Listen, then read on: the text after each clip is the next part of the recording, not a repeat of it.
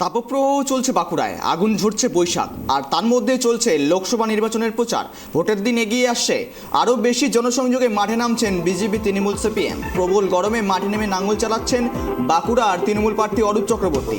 আর বাঁকুড়ার একটা বড় অংশ কৃষক পরিবার, তাদের ভোট পাওয়ার জন্য বিজেপি তৃণমূল প্রচার করে চলেছে। সিপিএম প্রার্থীও প্রান্তিক মানুষের জীবন এবং জীবিকা, আর্থিক সামাজিক উন্নতির বিষয়ে প্রচার চালিয়ে যাচ্ছেন। এবার সেই জায়গায় আরও ক্ষণিক গুরুত্ব দিলেন তৃণমূল প্রার্থী অরূপ চক্রবর্তী। পাজামা পাঞ্জাবি, মাথায় সাদা কাপড় জড়িয়ে নিলেন আর পায়ে জুতো পরে নেমে গেলেন এবড়ো খেবড়ো চাষের জমিতে। কৃষকরা উপস্থিত ছিলেন জমিতে, চাষের কাজেও চলছিল প্রবল গরমের মধ্যে। আর কৃষকদের সঙ্গে চাষের কাজে হাত লাগালেন তৃণমূল প্রার্থী, যদিও এই বিষয়কে নাটক বলেই কটাক্ষ করেছে বিজেপি। দেখুন। লাঙ্গল মানে চাষিদের সঙ্গে কালকে আমার বৈঠক ছিল, কথা বলছিলাম, তো ওরা লাঙ্গল চালাচ্ছিল। তা আমিও বললাম যে দেখি আমি পারি কিনা, আমি বীজগুলো ছড়িয়ে দিচ্ছিলাম। ওদেরকে উৎসাহ দেওয়ার জন্য করলাম আর কি। গরু গাড়ি চাপলাম, লাঙ্গল চালালাম।